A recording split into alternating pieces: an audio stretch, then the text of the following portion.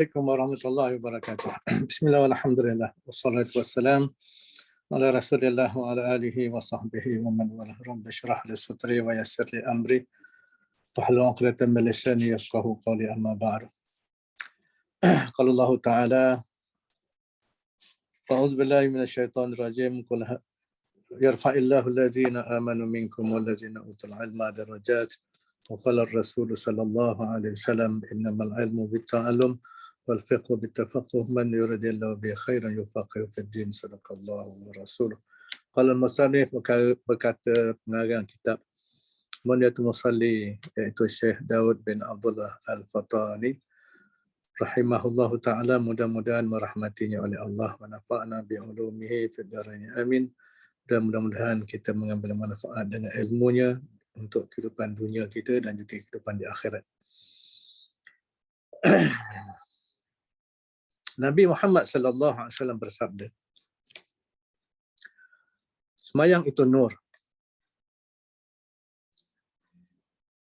Jadi pada minggu lepas, alhamdulillah, kita dah melihat tentang rupa semayang, rupa seorang hamba dalam semayang.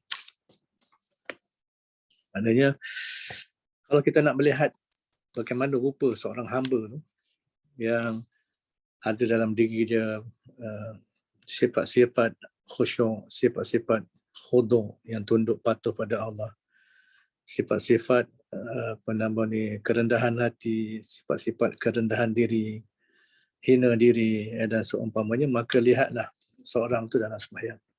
Itulah rupa, perlakuan, tingkah laku, sifat seorang hamba. Ini berarti kita lah kena jadikan diri kita sebagai hamba Allah yang tak ada perasaan sombong, tak ada rasa diri hebat, sentiasa merasai pergantungan dengan Allah. Mana semayang mengajar kita, mendidik kita. Dan kesan semayang ni sudah pastilah di luar semayang. Bila kita, contoh kita belajar kat sekolah, kesan ilmu kita dalam kelas tu ialah di luar kelas. Macam mana kita amalkan, macam mana peribadi kita dalam kehidupan kita di luar kelas. Maka begitulah kita nak lihat kesan semayang tu sebenarnya bukan dalam semayang. Kesan semayang dilihat di luar semayang.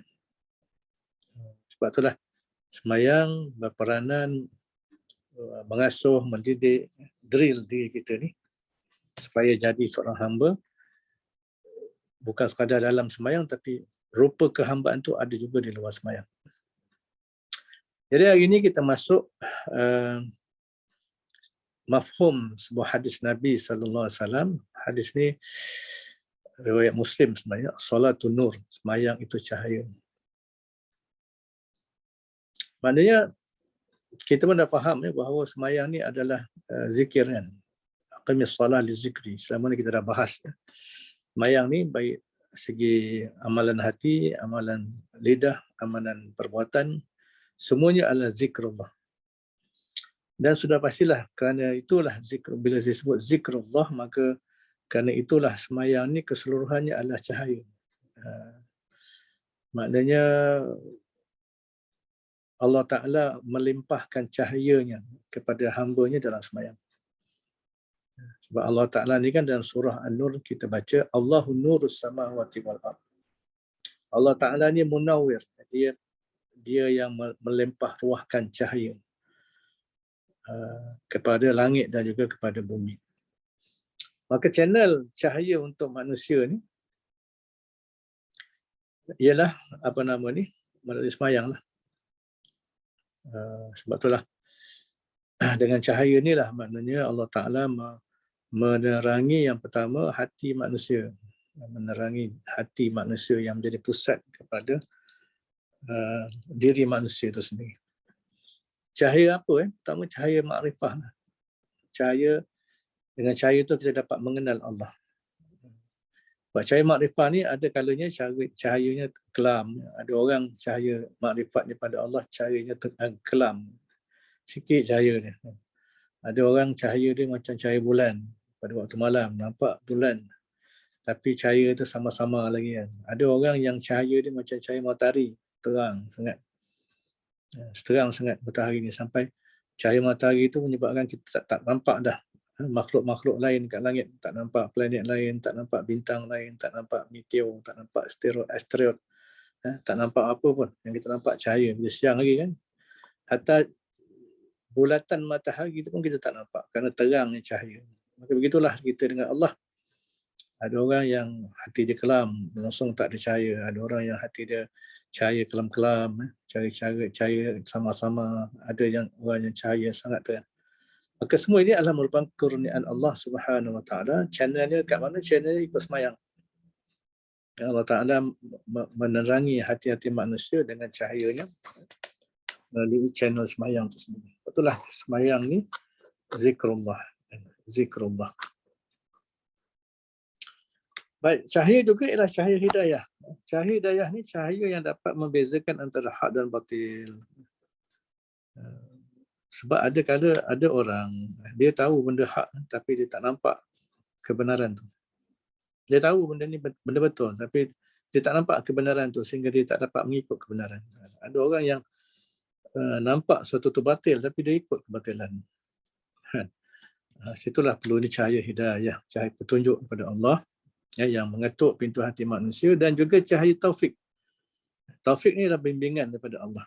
Maknanya kita dengan cahaya taufik ni Allah Ta'ala akan bimbing amalan kita, bimbing perangai kita, bimbing kehidupan kita. Itu dikatakan taufik.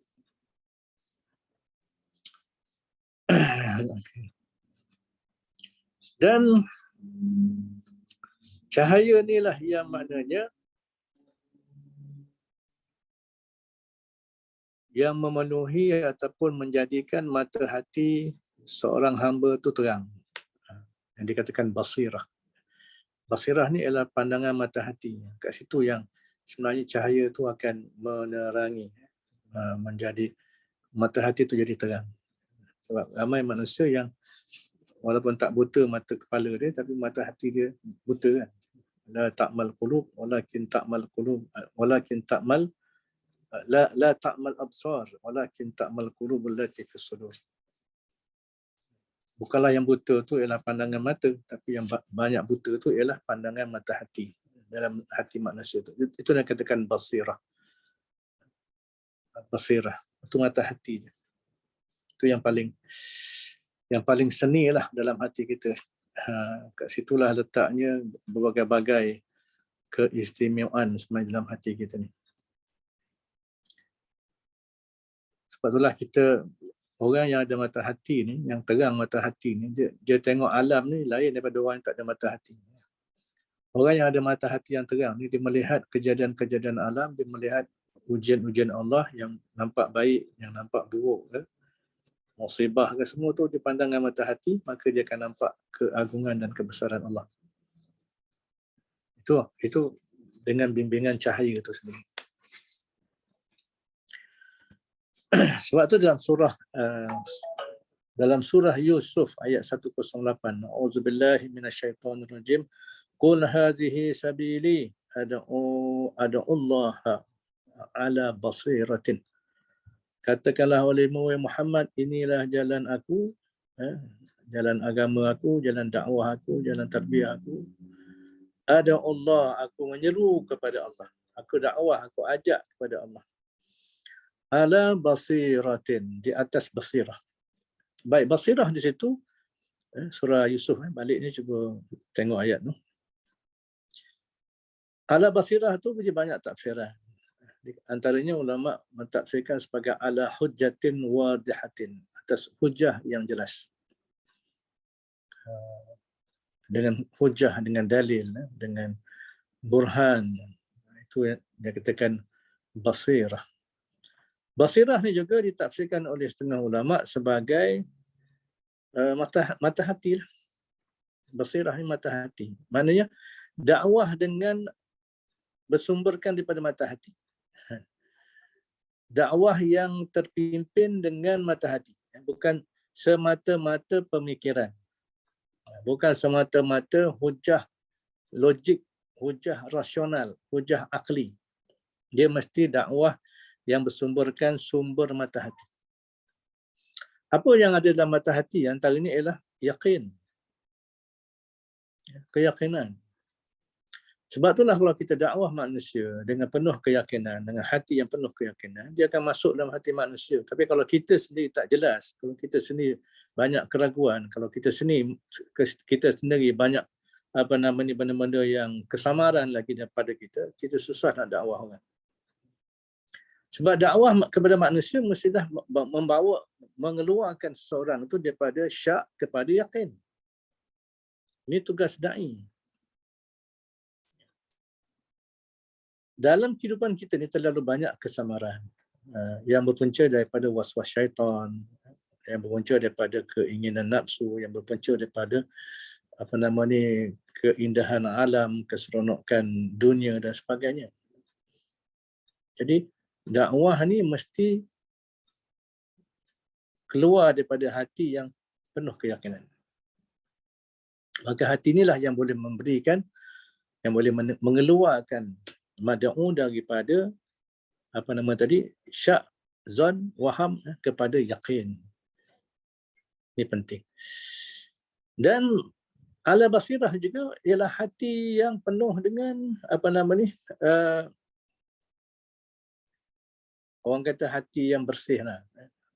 Hati yang dapat melihat bukan sekadar yang tersurat tapi juga yang tersirat. Yang tersirat. Sebab itulah orang yang begini, maknanya dia bukan sekadar ajak manusia kepada semangat, bukan sekadar ajak manusia kepada benda-benda rasional, hujah-hujah akli, semangat-semangat ni kan. Tapi dia akan mendidik manusia supaya hati orang ni kenal Allah. Kerana bila kenal Allah, kat situlah pasak yang kuat untuk merubah jiwa dan peribadi manusia. Kalau kita sekadar dakwah manusia kepada orang kata pemikiran-pemikiran logik, pemikiran-pemikiran rasional, kepada hujah-hujah logik, hujah-hujah rasional, hujah-hujah semangat, hujah-hujah orang kata politik semata-mata, dia sebenarnya tak lama. Bahkan kita boleh jumpa ramai mad'u, orang yang kita dakwah ni yang berubah, tapi perubahan tu dia akan stuck sekadar pada mungkin cakap dia saja, yang nampak Islamik, nampak committed, tapi perangai tak berubah, akhlak tak berubah, ilmu tak berubah, peribadi tak berubah, ibadat tak berubah. Dia stuck kat situ. Sebab apa? Sebab kita tak tangkap hati dia. Tak tangkap hati dia.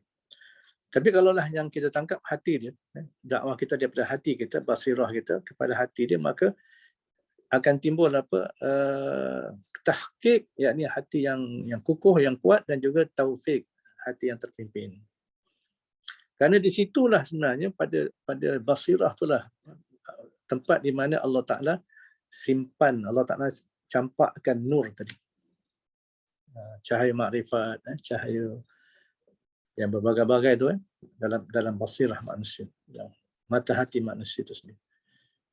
Dan kat situlah maknanya cahaya itu akan berkembang menyinari jiwa seorang. Perubahan ni perubahan yang bukan yang drastik, tapi perubahan yang berperingkat, perubahan yang konsisten, perubahan yang menyeluruh. Inilah yang dikatakan istilahnya dakwah hati ke hati, bukan semata-mata pada semangat dan sebagainya. Jadi ini kita kena lihatlah. Sebab itulah pendakwah mesti bahkan wajib mengambil berat tentang semayang dia. Kalau kita rasa kita pendakwah, tiba kita masih mengabaikan semayang, masih tak jaga semayang, masih tak jaga waktu semayang, masih tak berusaha khusyuk dalam semayang, masih tak berusaha untuk baiki semayang, masih semayang kita ni macam orang biasa saja, maka kita bukanlah pendakwah yang baik sebenarnya. Sebab kita lihat contoh Nabi kita Muhammad SAW, daripada awal lagi dakwahnya Nabi disuruh semayang, iaitu semayang malam. Semayang malam sebagai kekuatan pada jiwa, pembersihan jiwa, kekuatan pada roh dan sebagainya. Baik. Dan sabdanya lagi, sabda Nabi SAW lagi, Allah sentiasa menghadap kepada hamba-Nya dengan mukanya selama hamba itu berkekalan di dalam semayangnya, dan Allah menetapkan mukanya kepada seseorang, kamu selama seorang itu berkekalan menghadapnya. Ini sebenarnya asar daripada Ibnu Mas'ud radhiyallahu anhu. Bila asar ini diangkat kepada Nabi, maka dia disebut sebagai marfu'. Marfu'. Maknanya asar-asar begini dianggap sebagai hadis marfu' sebab walaupun dia kata-kata Ibnu Mas'ud, Abdullah bin Mas'ud, tapi dia sahabat. Dia kadang-kala ada hadis-hadis ni adalah yang bersifat mafhum, kefahaman, yang diambil daripada kefahaman mereka, daripada apa yang Nabi buat, apa yang Nabi cakap, kemudian para sahabat menyebutnya. Itu dia katakan marfu'. Jadi hadis begini sebenarnya hadis yang mutasyabihat. Samalah macam ayat Quran.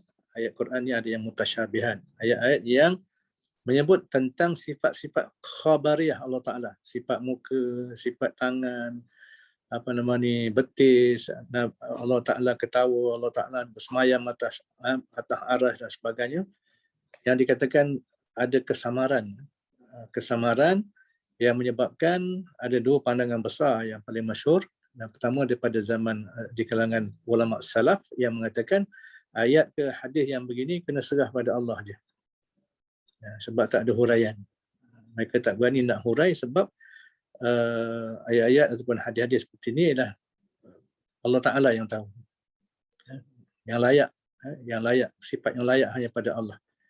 Macam mana kaifiatnya, tak ada siapa yang berani nak menghuraikan.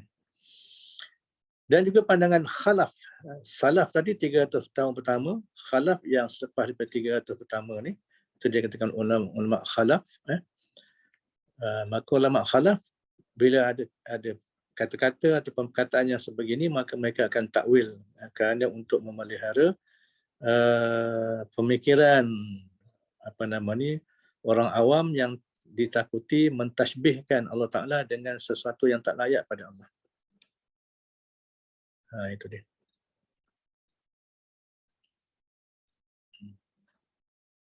Jadi bila disebut muka dan sebagainya, maka ni ulama khalaf mentakwilkannya dengan contohnya ilmu Allah. Maknanya Allah Ta'ala ni menghadapkan ilmu dia. Maknanya hamba Allah ni, Allah Ta'ala tahu hamba Allah ni, orang kata zahir batin, tak ada benda yang tersembunyi daripada pengetahuan Allah. Itu contohlah.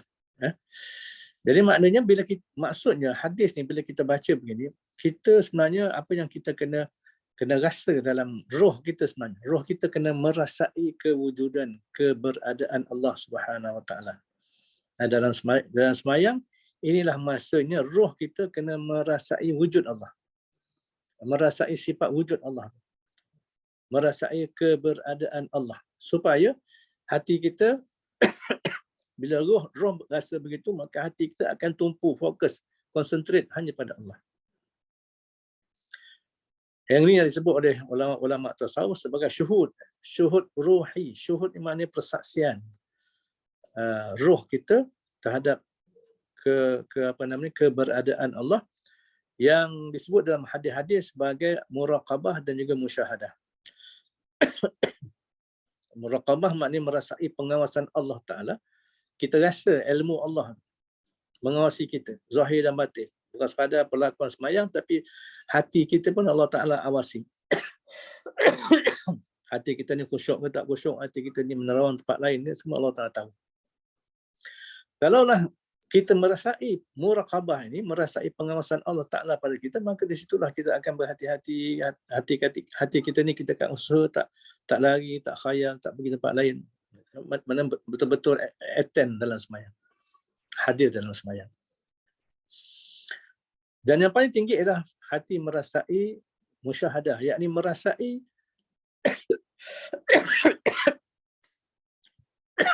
hati sentiasa melihat kewujudan Allah, melihat kewujudan Allah, melihat keberadaan Allah. Bukannya melihat zat.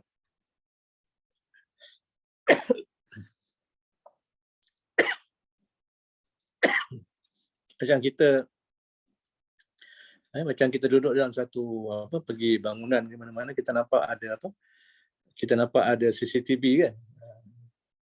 Hati kita rasa ada orang tengok kita kan.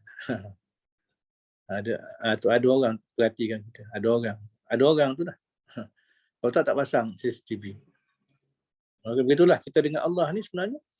Bila kita dalam kehidupan kita melihat alam, melihat nikmat-nikmat Allah, melihat kejadian-kejadian yang berlaku dalam hidup kita, semua tu membawa hati kita kepada Allah sebenarnya. Semua ni takkan berlaku melainkan dengan kehendak, dengan kudrat, dengan izin Allah Subhanahu Wa Taala. Jadi ini yang sebenarnya dijadikan sebagai fokus utama dalam sembahyang. Kita kena rasa benda ni dalam sembahyang. Sebab di luar sembahyang susah nak dapat perkara ni.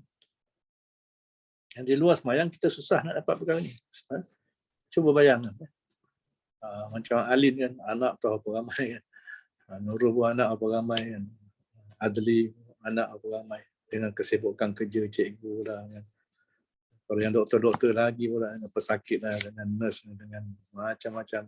Bila masa nak dapat perasaan ni? Nak dapat perasaan syuhud tadi. Merasai wujud Allah. Kalau bukan dalam sembahyang.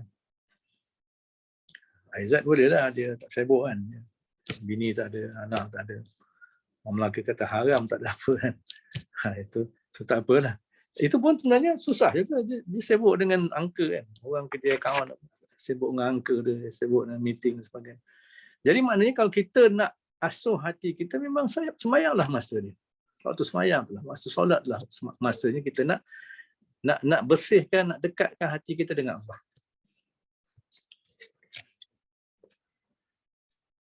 Sebab itulah maknanya dalam sembahyang ni kita kena usahakan supaya kita ingat Allah Ta'ala betul-betul. Sebab orang beriman, nak tahu kita ni iman kita sempurna tak sempurna, orang beriman di dalam Quran dan surah Al-Anfal. Innamal mu'minuna allazina idza dzukirallah wajilat qulubuhum. Sifat orang beriman yang sempurna, bila dia sebut saja nama Allah, bila dia ingat ya Allah, maka dia akan gemetar hati dia.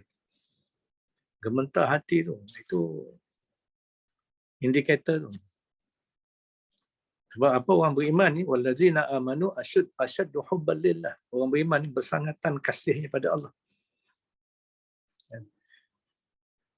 Iza zakarallah, bila dia ingat Allah, khalian, ketika dia bersunyi-sunyian dengan Allah, waktu malam bangun tahajud sebagainya, fafadat ainahu, maka mengalir air mata dia. Ini Allah Ta'ala gambarkan, hadis-hadis menggambarkan ini indikator hati orang beriman. Jadi kalau kita masih tak rasa sampai tahap tu, memang kita kena mujahadah kuat lagi dah. Nak mujahadah pun kita kena ada ilmu. Inilah ilmu yang kita belajar, yang kita kena sering pendengarkan. Atau bila kita duduk dalam kuliah begini, kita pendengarkan, kita bicarakan, benda ni yang akan mengingatkan kita, membersihkan segala sangkaan-sangkaan, membersihkan segala kekeliruan, keraguan dan sebagainya. Ini peranan duduk dalam kuliah seperti ini, kelas-kelas seperti ini, majlis-majlis seperti ini. Kalau kita duduk dengan bukan ahlinya, maknanya bukan macam kita dalam kuliah begini, kita duduk dengan di kalangan orang yang bercerita tentang dunia saja. Dia buka mulut je ya dunia. Duit, harta, benda, kaya, mewah, juta. Kita tak akan dapat perasaan ni. Kita tak akan dapat maknanya bicara tentang cahaya Allah Ta'ala. Kita tak akan dapat bicara tentang syuhud ruhi. Tak akan ada bicara tentang khusyuk sembahyang dan sebagainya. Maka tak heranlah kalau duduk dengan seseorang yang ahli dunia begitu, bayangkan kalau 1 jam dia bercakap, kita tak dengar apa melainkan dunia je. Maka tak heranlah hati kita akan hanyut juga. Hati kita akan hanyut juga. Itu kena ingat. Baik. Kalau musannif rahimahullah ta'ala, kerana inilah sembahyang sangat banyak faedahnya. Banyak faedahnya. Faedah dunia pun banyak, faedah akhirat lagi banyak. Itu sembahyang. Sebab itulah, yang ini yang kadang-kadangnya, orang kalau tak belajar tentang perkara ni, dia tak rasa keutamaan, kebesaran, kemuliaan, keagungan ibadat solat tersebut. Dia rasa solat ni dia rutin. Dulu dia kecil mak suruh sembahyang, bapak suruh sembahyang, maka dia sembahyang. Masuk sekolah pun cikgu suruh semayang, ustaz suruh semayang. Maka dia rutinnya ialah semayang. Tak semayang, lepas tu ada setengah orang bila tak semayang pun dia tak rasa apa-apa. Sebab sekadar rutin kan. Tapi dia tak ada cita-cita nak apa yang nak dicapai dengan semayang. Ini yang dikatakan muniah. Ibarat macam orang pergi laut kan, nelayan pergi laut. Dia bersusah payah bawa apa? Bawa minyak, nak hidupkan enjin, susah payah nak startkan enjin, susah payah bawa jaring, bawa pukat, susah payah bawa kail, susah payah bawa saur. Saur berat tu. Habis ada bot, habis ada bot, ada enjin, biasa pergi laut dulu kan, mancing. Habis tahulah susahnya, remehnya kerja-kerja nak pergi mancing ni. Bukan sekadar mudah-mudah je nak pergi mancing. Kena tengah laut kan. Nak turun laut pun kena tahu arus macam mana, ombak macam mana, cuaca macam mana, angin datang pada mana, dan macam-macam lagi nak mancing kat mana. Tapi apa poin orang kalau bersusah payah nak pergi mancing, bersusah payah ke laut sebagai nelayan, tanpa ada tujuan. Sekadar makan angin contohnya. Tak ada. Dia mesti ada tujuan. Dia ada target. Kalau nelayan, dia mesti ada hasil. Maka begitulah orang semayang. Orang semayang ni, ramai orang semayang dia tak fikir apa hasilnya. Mungkin bagi dia nak pahala. Pahala ni pun kita bukan tahu banyak pahala kita dapat. Kita tahu ke pahala semayang kita sekarang? Tak pernah kita semayang, lepas semayang poket kita penuh dengan pahala. Tak ada. Pahala semayang kita hanya tahu besok ke akhirat. Itu pun kalau Allah Ta'ala terima semayang kita. Kalau Allah Ta'ala terima semayang kita, kalau tak terima, parok lah, orang kata, parok kita. Jadi, oleh kerana itulah, di sana adanya munyah, banyaknya munyah, banyaknya apa yang kita nak capai, apa yang kita nak idam-idamkan. Supaya kat dunia lagi kita dah rasa natijah ataupun hasil daripada solat ni. Antaranya, antara faedah solat ni, kata musannif kitab, iaitu membuka pintu hati bagi orang yang sedang mengalami kepapaan. Orang yang hati dia penuh sedang mengalami kepapaan. Apa maksud kepapaan ni? Maknanya hati yang papa lah. Hati yang miskin. Hati yang miskin. Sebab kekayaan seseorang tu sebenarnya tak dihitung berdasarkan harta. Laisal ghina, kata Nabi. Nabi SAW menyebut laisal ghina bi kasratil gharad, ataupun dalam lafaz lain bi kasratil mal. Bukanlah kekayaan itu berdasarkan banyak harta, banyak benda. Walakin al-ghina ghina nafs. Tapi seorang yang kaya itu, kata Nabi, ialah kaya jiwa. Kaya jiwa, maknanya hati yang kaya.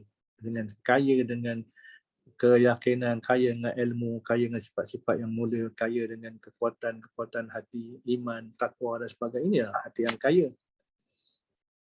Jadi hati yang miskin adalah hati yang penuh dengan kehampaan, kepapaan, kekecewaan, kelemahan, kesedihan, macam-macam lagi lah, keresahan. Ini hati-hati yang papa.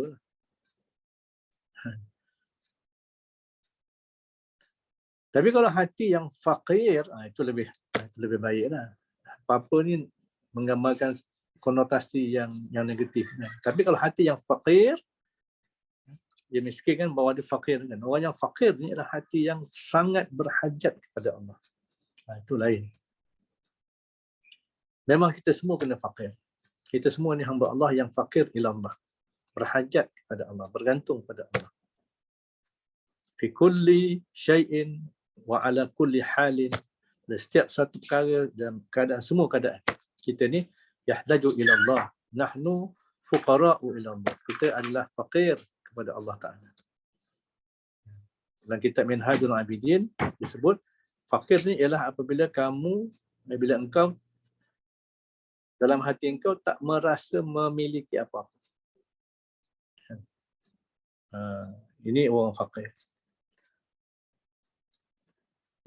Orang yang hati dia tak merasai memiliki apa-apa. Walaupun dia ada harta, dia tahu itu bukan harta dia. Dia bukan pemilik harta. Dia ada isteri, dia ada suami, dia ada anak, dia ada kekayaan, dia ada segala-gala, tapi dia tak rasa pun itu milik dia sebab dia yakin itu milik Allah. Dan Orang yang fakir ialah orang yang bukan sekadar dia rasa tak memiliki apa-apa, tapi dia juga tidak dimiliki oleh sesiapa. Dia tak rasa pun dia dimiliki oleh siapa. Dia bebas. Melainkan dia dimiliki oleh Allah. Itu. Dia bebas. Dalam hidup ni dia bebas. Tak ada siapa yang kontrol dia, tak ada siapa yang boleh kekang dia. Tak ada siapa yang boleh ikat dia, tak ada siapa yang boleh tambat dia. Melainkan hanya Allah Subhanahu Wa Taala. Ini orang yang fakir kepada Allah. Jadi maknanya orang yang semayang, kalau hati dia dalam keadaan papa tadi, maka Allah Ta'ala akan kaya. Sebab apa? Allah Ta'ala ketuk pintu hati dia. Allah Ta'ala campakkan berbagai-bagai anwar cahaya tadi. Allah Ta'ala limpahkan berbagai-bagai kurniaan, keyakinan, kejelasan, ke taufik, bimbingan, kekuatan hati, macam-macam lah. Itu Allah Ta'ala maha kaya kan, dia boleh beri apa saja dalam hati manusia. Sebab hati manusia ni lah sebenarnya cakung, bekas di mana Allah Ta'ala masukkan berbagai-bagai kemuliaan.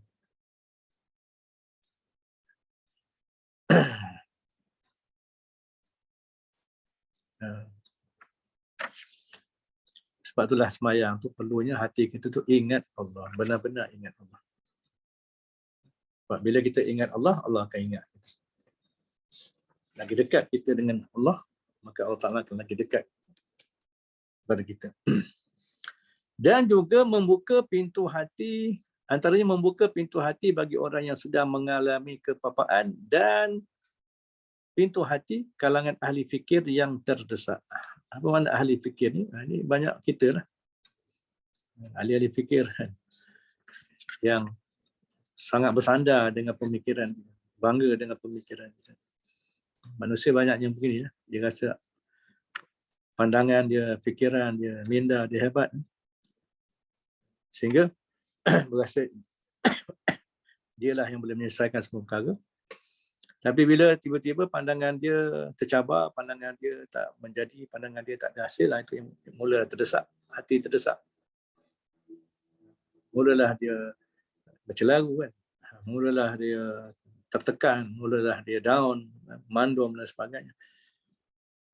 Kenapa? Kerana itulah.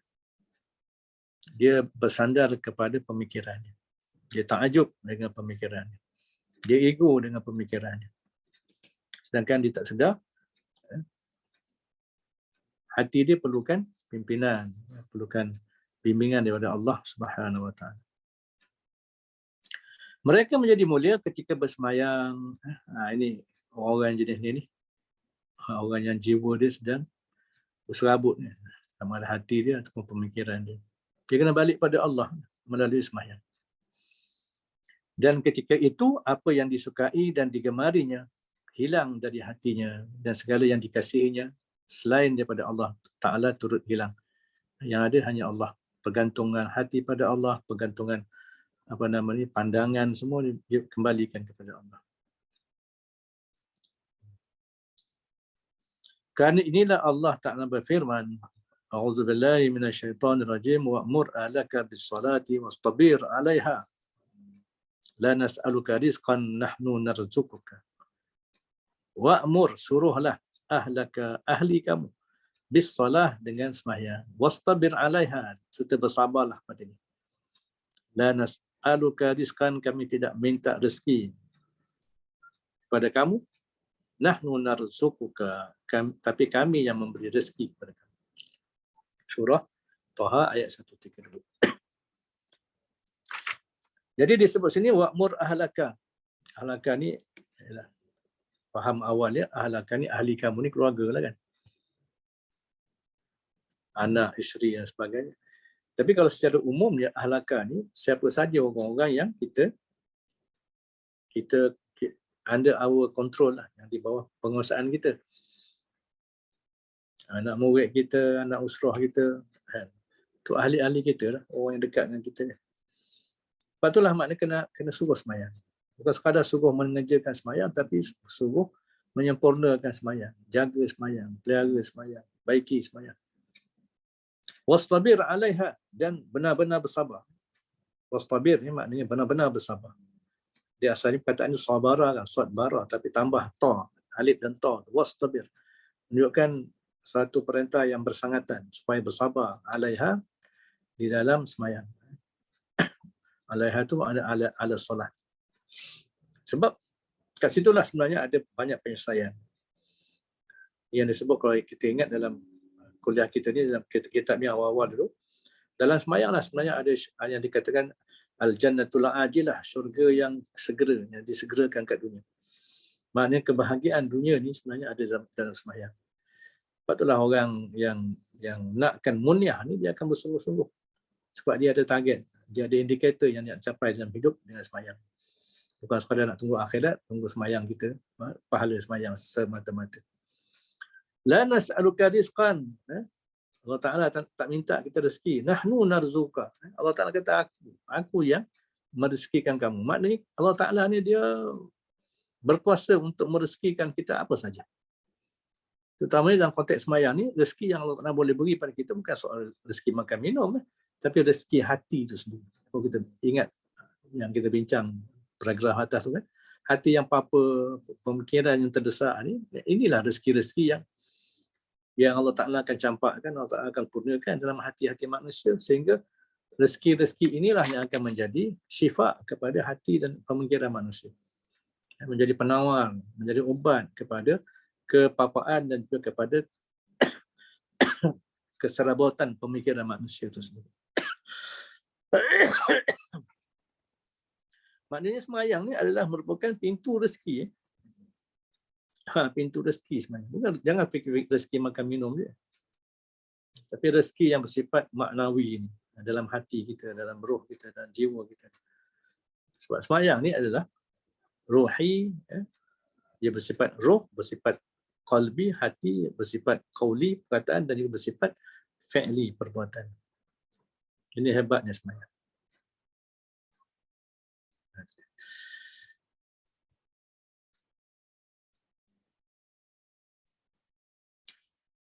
Maka benarlah semayang itu tempat menyejukkan mata hati bagi hamba Allah yang arif. Apa makna hamba Allah yang arif? Arif maknanya hamba Allah yang kenal Allah dengan mata hati. Macam kita ni kenal Allah dengan burhan, dengan dalil. Kita bergantung dengan apa? Bergantung dengan ayat Quran, bergantung dengan hadis, bergantung dengan bahasan ulama. Kita bergantung dengan apa yang kita lihat, mata, pandangan mata, pendengaran telinga kita. Tapi orang yang arif ni, benda semua tu tak timbul dalam pada dia. Bagi dia kenal, dia tak perlu kenal Allah dengan ilmu pun. Dia kenal Allah ni maknanya Allah Ta'ala pilih dia. Sebab Allah Ta'ala pilih. Allah Ta'ala yang campakkan nur makrifat tu dalam hati dia. Ini orang yang arif billah. Dia kenal Allah dengan mata hati dia. Bila mendengar mata hati, tak perlu ilmu. Tak perlu orang kata bahasan ilmu. Bukan tak perlu ilmu. Tak perlu bahasan ilmu yang panjang berjela-jela macam kita belajar sifat 20, belajar uluhiyah, rububiyah lah kan. Tak perlu bagi dia pun. Sebab apa? Allah Ta'ala dah pilih dia. Boleh ke kita capai betul? Boleh. Tapi kena lalui jugalah. Macam yang kita lalui sekarang ni. Belajar, bincang, saling ingat mengingat sampai satu tahap Allah Ta'ala akan pilih kita. Bila Allah Ta'ala kehendaki, Allah nak kita dipilih. Kalau Allah Ta'ala tak pilih, maka kita tak terpilih. Itulah kita kena minta pada Allah. Minta. Minta. Sebab ni semua rezeki daripada Allah. Kurniaan Allah Ta'ala. Dengan bersemayang, mata hatinya menjadi tetap. Tak berubah-ubah. Tak, orang kata tak tenggelam timbul. Hati yang mata hatinya tetap sentiasa bersama dengan keagungan dan kebesaran Allah. Serta ini suatu ibarat daripada kesukaan. Maknanya hati yang tetap ni, hati yang semayang yang menjadi penyejuk mata hati ni, maknanya satu ungkapan daripada yang menggambarkan kesukaan. Hati yang suka dalam semayang. Kesenangan, hati yang rasa senang, rasa yang lapang, kesempurnaan nikmat. Ini yang habis sebut tadi lah, syurga ajilah, syurga yang segera kat dunia ni. Ini kesempurnaan nikmat kat dunia. Ini belum syurga yang sebenar di akhirat kan. Serta kelazatan yang terhasil daripadanya sehingga dapat berpakat dan berjinak-jinak dengan Tuhan.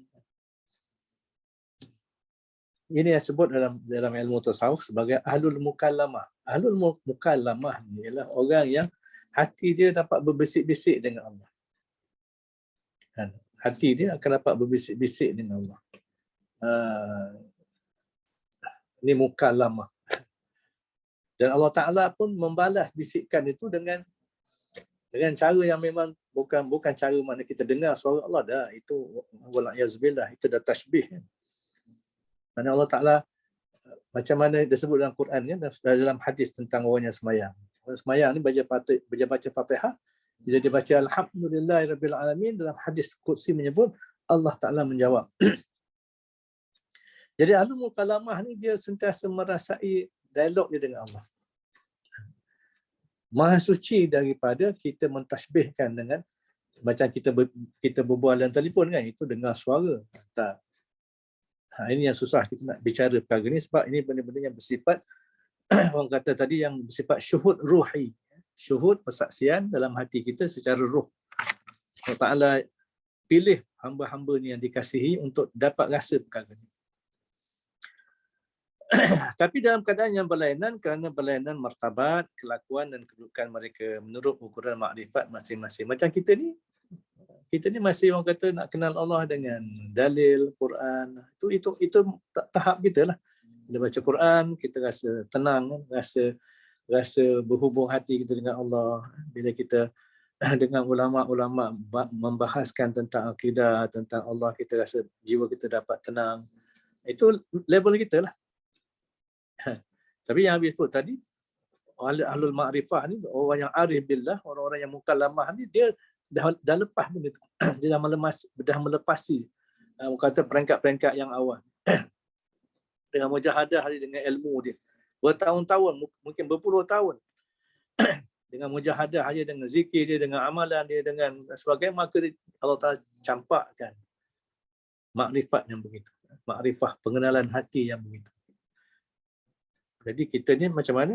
Maknanya kita kena berterusan. Jangan sekerat jalan. Jangan kita orang kata celang-celung. Kena sungguh-sungguh lah. Sebab itulah kita tak boleh berhenti belajar, kita tak boleh berhenti usrah, kita tak boleh berhenti bekerja untuk jamaah, bekerja untuk Islam, bekerja untuk Allah Rasul. Jangan berhentilah. Baiki diri kita, perbetulkan perangai kita, tinggalkan dosa, berhenti pada dosa. Itu semua kena buat. Berterusan, bersungguh-sungguh, barulah Allah Ta'ala akan melihat kita sebagai hamba dia yang akan dipilih. Mudah-mudahan, insya-Allah. Wallahu a'lam bishawab.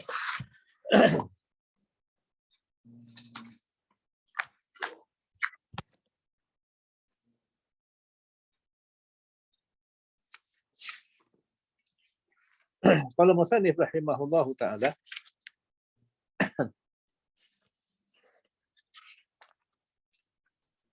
kata musannif kitab Nawar Bagi Hati, Syekh Abdul Qadir Al-Mandili. Mana ni?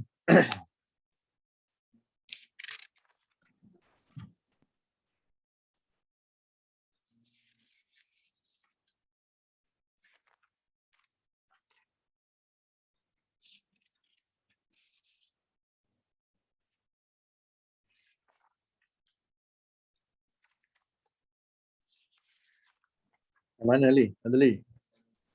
Pasal telinga. Baru masuk pasal telinga. Yang kedua, telinga.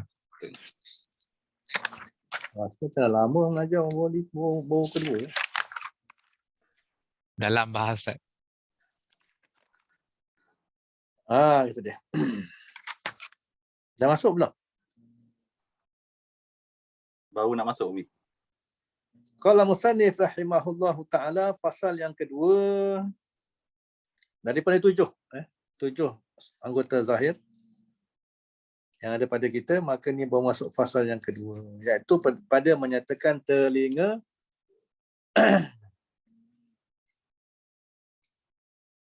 bukan sekadar telinga, sifat pendengar pada telinga. Maknanya telinga satu nikmat, sifat pendengar pada telinga yang menyebabkan kita boleh dengar, itu satu nikmat lagi. Dua-dua ni nikmat yang besar. Ketahui olehmu, hai talib, hai penuntut ilmu, bahawasanya telinga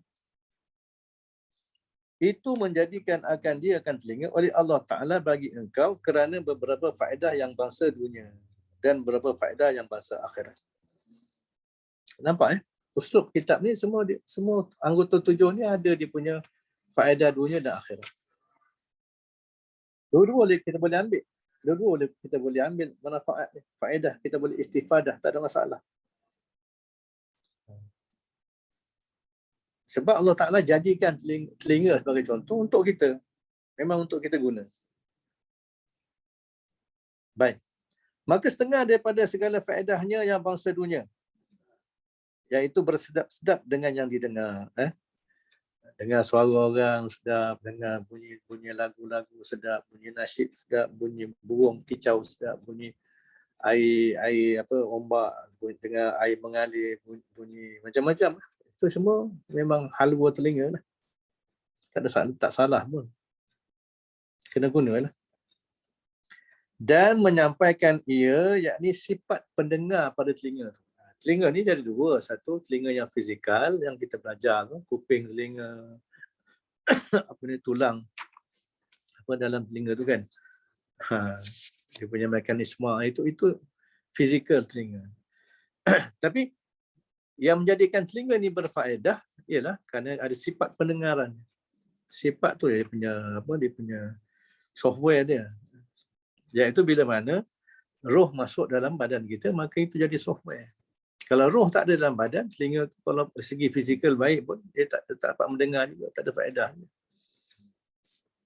Jadi dua nikmat yang besar. Bayangkan kalaulah kita gunakan nikmat dua-dua ni, satu telinga yang fizikal, satu lagi sifat pendengar tu untuk benda maksiat, bayangkan. Untuk dengar benda maksiat, untuk sebagainya, maka bayangkan kita gunakan nikmat Allah yang Allah jadikan untuk kita, tiba-tiba kita guna nikmat Allah tapi untuk maksiat pada Allah. Itu namanya zalim. Zalim kita. Tambah pula bila nak dengar ni, gerendang telinga ni kan yang dia dengar ialah bunyi gelombang kan. Bunyi kan gelombang. Maknanya bunyi itu, gelombang tu adalah bukan nikmat Allah Ta'ala lagi. Kalau kita gunakan untuk buat maksiat, maknanya kita gunakan gelombang yang merupakan nikmat Allah untuk buat maksiat lagi. Bayangkan. Berganda-ganda lagi. Nikmat-nikmat Allah yang kita guna tapi untuk buat maksiat.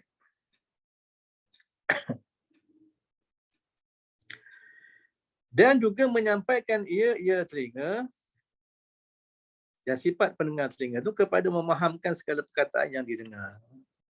Ini kegunaan biasalah dalam hidup kita. Dengar, faham cakap mak, faham cakap kawan, dengar, faham apa yang disebut dalam kuliah, dalam lecture, dalam apa. Ini kegunaan untuk dunia. Dan setengah di antara, bukan keseluruhan, ini setengah daripada segala faedahnya yang bangsa akhirat itu mendengar ia telinga akan Quran. Dengar Quran ni, itu nikmat akhirat. Itu faedah akhirat. Sebab apa? Dengar Quran dapat pahala. Dengar Quran ni ada pahala. Pahala memang ke akhirat lah. Sebab itulah bila dengar Quran ni, kita kena beradab. Apa beradab? Adab apa? Dengar Quran, surah Al-A'raf ayat 204. Wa iza quri'al Qur'anu fastami'u lahu. Bila dibacakan Quran, maka hendaklah kamu dengar. Fastami'u lahu itu segi bahasa Arab, fastami'u lahu itu satu perintah, yang kedua perintah yang kuat. Fastami'u lah, ini perintah yang kuat. Bukan dengar-dengar. Bukan dengar-dengar saja, tapi kena perintah. Ini perintah yang kuat. Dengar sungguh-sungguh. Wa ansitu, dan diam. Diam. Jangan bila dengar ayat Quran dibaca apa lagi sembang kuat lagi. Supaya apa? La'allakum turhamun. Supaya natijahnya, faedahnya ialah kamu akan dirahmati. Allah sayang kamu. Tapi syarat itulah dua tadi. Fastami'u lahu wa ansitu. Kat sinilah timbulnya perbezaan pandangan, khilaf di kalangan ulama sendiri. Kewajaran kita memperdengarkan ayat-ayat Quran. Contohnya kadang-kadang kat kedai-kedai makan kan, pagi-pagi tu nak nampakkan dia tenang, tempat tu tenang, buka Quran, lepas tu orang datang beli barang, sembang, berbual lah. Jadi kat situ timbul persoalan. Memperdengarkan bacaan Quran tu bagus ke tak bagus? Sebab adabnya kena diam. Adabnya kena dengar, tapi orang makin kuat sembang, order nasi lemak lah, order lontong lah, order macam-macam kan. Sama juga kat masjid. Sebelum waktu Zuhur buka orang mengaji, lepas asar buka, kadang lepas maghrib buka Yasin, sebelum subuh buka tahrim tarhim lagi, buka ayat Quran kan. Jadi itu timbul, ada ulama kata benda tu ada keharusan, ada yang mengatakan makruh. Sebab ni lah ayat ni tadi lah. Menyebabkan orang tak dapat beradab dengan bacaan Quran tu sendiri. Sebab itulah kita di antara tarbiyah ni sebenarnya bukan sekadar tarbiyah ni, bukan sekadar kita baca Quran. Di antara wasilah tarbiyah juga ialah kita istima' at-tilawatul Quran, mendengar bacaan Quran. Mendengar bacaan Quran pun termasuk wasilah tarbiyah. Sebab ada ayat Quran menyebut apa? Innamal mu'minuna allazina idza dzukirallahu wajilat qulubuhum wa idza tuliyat alaihim ayatuhu zadatuhum imana. Apabila dibacakan ayat-ayat Allah maka bertambah iman mereka, iaitu mereka orang-orang yang beriman sempurna. Maknanya memperdengarkan bacaan Quran itu pun satu wasilah untuk menyuburkan iman. Itu surah Al-Anfal. Dan juga mendengar hadis Nabi. Sebab hadis Nabi ni pun sebenarnya firman Allah, tapi dalam bahasa Nabi lah, bahasa manusia lah. Al-Quran ni dia kalam Allah yang diterima daripada melalui Jibril, itulah dia lafaz dia. Tapi hadis ni dia merupakan kefahaman Nabi sallallahu alaihi wasallam dalam memahami perintah, memahami wahyu Allah Ta'ala. Itulah apa yang Nabi sebut, wa ma yantiqu 'anil hawa in huwa illa wahyun yuha. Semuanya yang Nabi cakap itu semua adalah wahyu daripada Allah. Dan juga mendengar segala ilmu yang memberi manfaat. Ilmu yang memberi manfaat ni, ilmu yang boleh diamalkan. Ilmu yang boleh difahami, yang boleh merubah jiwa, yang boleh membentuk pemikiran, yang boleh membentuk hati, yang boleh membersihkan jiwa, yang boleh diamalkan dengan perbuatan, boleh dijadikan pegangan dalam hidup, boleh membentuk kehidupan. Ini ilmu. Dikatakan al-ilmun nafi', ilmu yang memberi manfaat. Basicnya memang ilmu fardu ain lah yang kita belajar ni lah. Sebab ada setengah orang tak suka. Setengah orang tak suka nak belajar ilmu-ilmu macam ni, ilmu tasawuf, ilmu fiqh. Kata dia ni kata tak standard lah bagi dia kan. Dia nak ilmu yang bercakap tentang orang. Bercakap tentang orang, bercakap tentang dunia, bercakap tentang apa? Fenomena apa. Yang paling orang suka cakap tentang orang. Patutlah. Itu yang jadikan medsos ni viral sebab apa? Cakap tentang orang. Banyak cakap. Yang bimbangnya cakap tentang orang ni menyebabkan banyak pula dosa. Itu yang kita takut. Dosa WhatsApp, dosa Facebook pun kita tak mampu nak hadapi besok ke akhirat.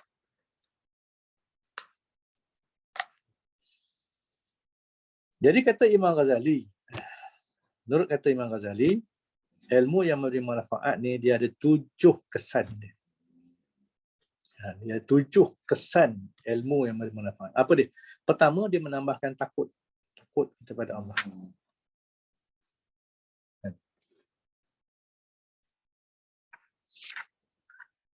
Menambahkan takut pada Allah. Orang yang takut pada Allah ni lah yang akan menjaga diri dia daripada kemurkaan Allah. Kalau tidak, dia tak takut. Bila dia tak takut pada Allah, dia tak rasa nak pelihara diri dia pada kemurkaan Allah. Yang paling bimbang ialah di akhirat nanti. Apa nasib kita di hadapan Allah Ta'ala? Apa nasib kita dengan sembahyang kita? Betul ke sembahyang kita ni semua sah? Semua dapat pahala? Betapa banyak orang yang ibadat dia sebenarnya tak ada apa-apa. Sebab apa? Ibadat dia rosak kan. Banyak sangat benda-benda yang merosakkan ibadah. Itu kena ada rasa takut, khauf. Yang kedua, ilmu yang bermanfaat ni ialah ilmu yang menambahkan cerah mata hati kita ni. Mata hati kita makin cerah untuk apa? Untuk melihat keaiban diri sendiri. Siapa yang nak tengok aib diri kita ni kalau bukan kita sendiri? Mungkin yang luar ni orang nampak lah. Yang luar, kulit kita, muka kita orang nampak. Tapi yang dalam hati ni, berapa ramai orang yang riak, dia tak perasan pun dia riak. Berapa ramai orang yang ujub, yang takabur, dia tak rasa pun dia takabur. Padahal riak, ujub, takabur ni penyakit yang paling banyak merosakkan amalan manusia. Dia merayap dalam hati manusia. Tak ada yang selamat lah. Semua manusia akan dimasuki hati dia dengan sifat ni. Hanya orang yang ada ilmu yang boleh detect, yang boleh berusaha untuk bersihkan diri dia daripada penyakit-penyakit. Itu baru cerita 3, takabur, riak, ujub, belum yang lain. Itulah perlunya ilmu. Yang ketiga ialah menambahkan ibadat kita. Dengan cara menambahkan kenal kita pada Allah. Orang yang makin kenal Allah, yang kita bincang panjang tadi kan, arif billah, makin tinggi pengenalan hati kepada Allah, dia akan bertambah ibadah. Dia akan semakin istiqamah dengan ibadah. Dia akan mengikhlaskan ibadah. Mutu ibadah itu bertambah. Dengan apa? Dengan makrifat tadi. Yang keempat,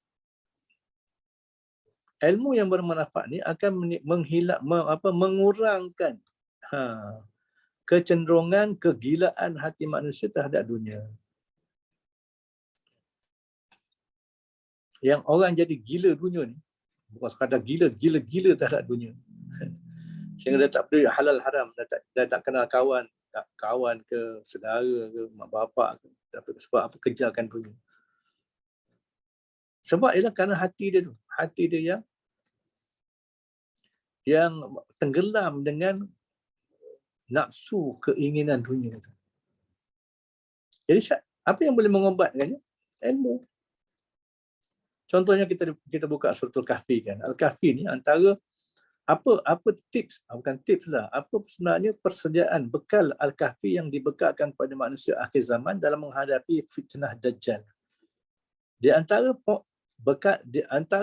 orang kata bullet Dajjal lah di akhir zaman ni dalam menyesatkan manusia ialah dunia.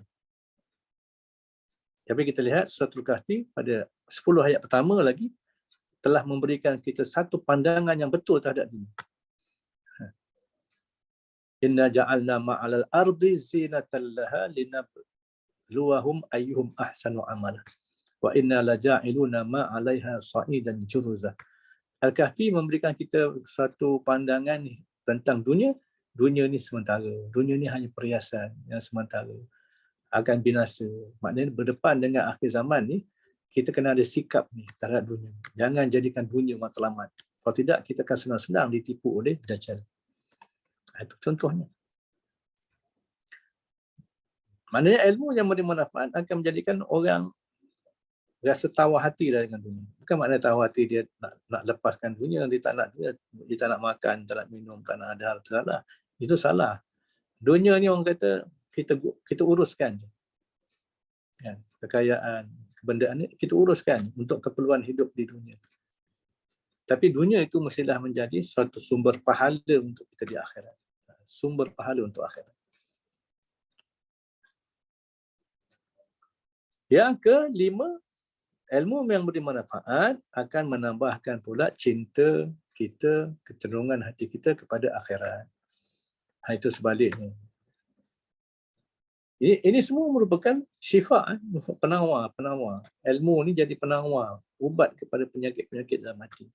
Antara penyakit hati itulah cinta dunia, cinta harta. Maka datang ilmu berikan, mengenalkan hakikat-hakikat perkara ni pada diri kita supaya kita sedar, terpelihara diri kita daripada fitnah. Bila hati cenderung pada akhirat, maka persiapan kita kepada akhirat itu makin bertambah. Orang yang banyak ingat akhirat ni, dia akan menambah amalannya sebagai persiapan dia. Dan yang keenam, ilmu yang bermanfaat ni akan membukakan mata hati kita cerahkan lagi mata hati kita untuk melihat kerosakan amalan kita. Yang disebut tentang sifat riya, ujub, takabur ni. Ini sifat-sifat yang boleh bawa kepada syirik khafi kan. Syirik tapi khafi, tersembunyi. Yang besar dosanya, membatalkan amalan. Berat tu. Bayangkan semayang kita, amalan-amalan baik, sentiasa dimasuki oleh riya, ujub ni. Setelah kitab ni nanti insya-Allah kita akan, bila kita teliti, ya, kita belajar nanti, memang halus dia akan ajar macam mana nak hadapi penyakit-penyakit ni. Macam mana nak ubatnya. Ada dia punya ilmunya. Dan yang terakhir, ilmu yang beri manfaat ni akan membukakan akan mendedahkan kepada kita tentang tipu daya syaitan. Tipu daya syaitan. Sebab pemusuhan syaitan ni pemusuhan yang berpanjangan sampai kita nazak. Orang yang ada cerita orang yang dikomakan ketika COVID ni pun syaitan datang. Sebab syaitan ingat jenazah. Mana syaitan nak sesatkan dia. Nak keluarkan dia daripada agama Islam kepada agama lain. Nak cerita, jangankan orang nazak, orang ditidurkan, dikomakan pun, belum sampai ajal pun syaitan datang untuk ganggu. Itu dia. Kalau musannif rahimahullah ta'ala, dan kerana banyak inilah segala faedah, adalah pendengar itu lebih afdal daripada penglihatan. Kerana kebanyakan faedah penglihatan itu bangsa dunia dan kebanyakan faedah pendengar itu masa akhirat. Wallahu a'lam. Kita sambung minggu depan insya-Allah. La ilma lana illa ma 'allamtana innaka antal alimul hakim. La haula wala quwwata illa billah al-'aliyyil